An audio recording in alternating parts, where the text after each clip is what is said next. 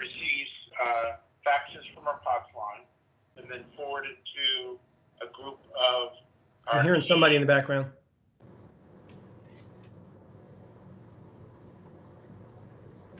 Okay, you're off. Might you hear me? Just wave if you hear me.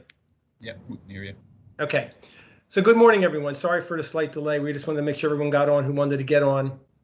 My name is Herman Rubin. I'm a senior account executive with Canon here in the Philadelphia branch. And over this quarantine period, we've been getting together as a branch team, talking about various topics. And we shared amongst ourselves topics that customers had brought up.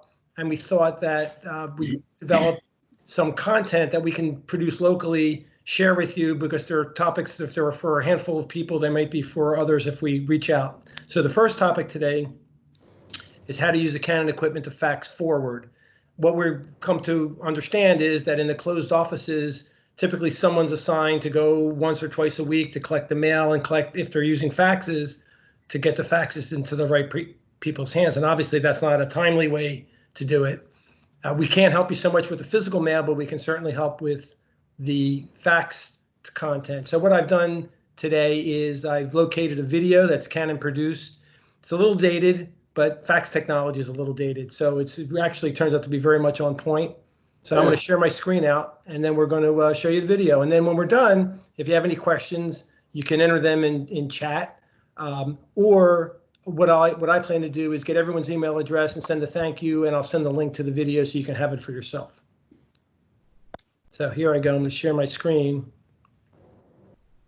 if I can locate it. Okay.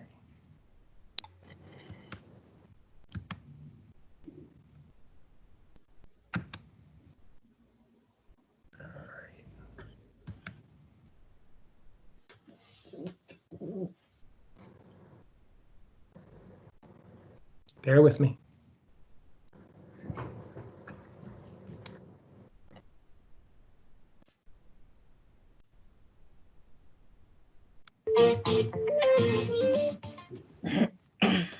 In this video, we're going to learn how to set up fax forwarding on an Image Runner Advanced device. First thing we want to do... All of our curriculum is pretty well done, but I think what password has maybe what will be teaching us is that maybe we can even narrow our focus to make sure we're really supporting. Someone's not muted. Okay, now that I'm logged in, I'm going to select Function Settings, and Receive Forward, Common Settings. Agenda yet, but since I'm going to move down to page 2, and I'm going to look for Forwarding Settings. So I'm looking at the forwarding settings screen. I can see all of the forwarding conditions that already exist. There's one already in here. I'm going to get rid of it. I'm going to highlight it. I'm going to delete it. On the current maps that and now we start off. So kind of working through that process. We're going to learn how to set up fax forwarding on an Image Runner Advanced device. Trigger and password. Let me do that now. That's better.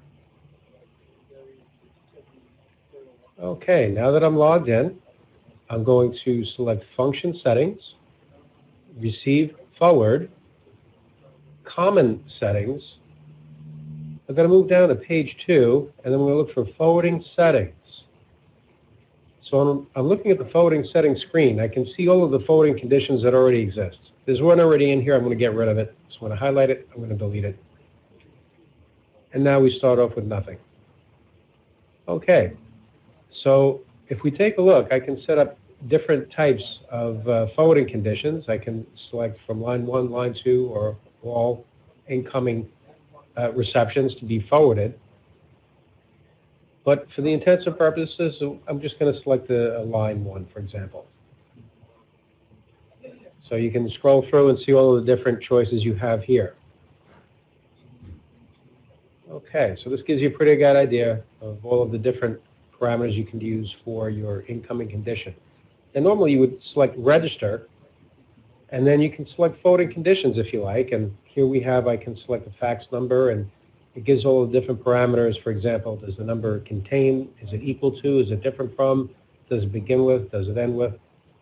I can use subaddressing as well, which works. I would have to enter the subaddress here, but this would be contingent on the sender also using subaddressing, and really this doesn't happen too much anymore. Same thing with the password.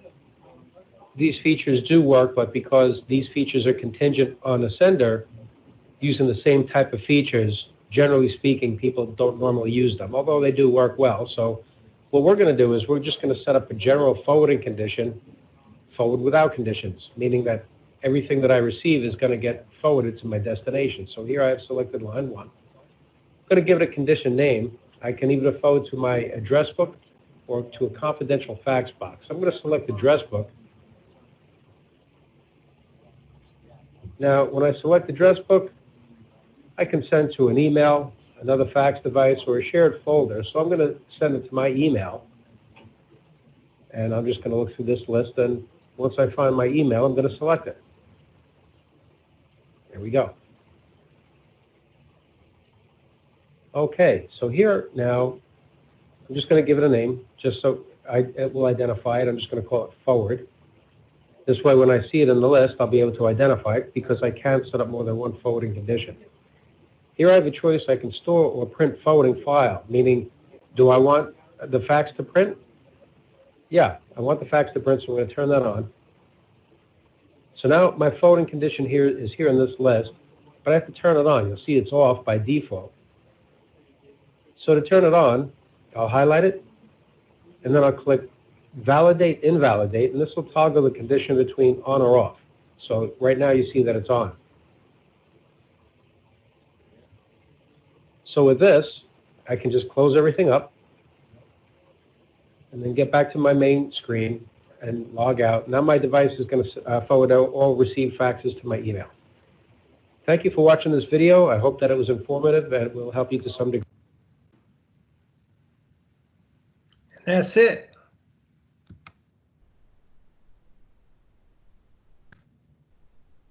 If anyone has any questions, they can submit them through the chat.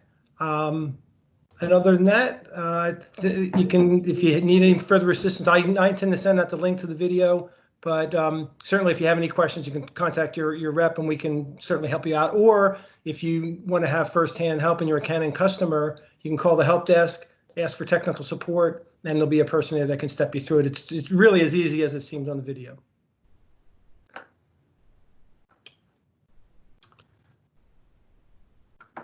All right, everybody. So I have recorded the session.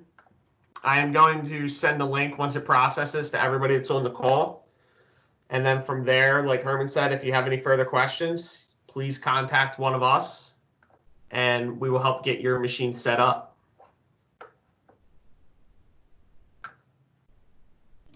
Thank you. Great, thank you. You're welcome. Everyone be Thank safe. you all. Everybody, hope to see you Thursday. Yeah, there'll be more sessions coming. We'll get invites out. Thank you. Thank you.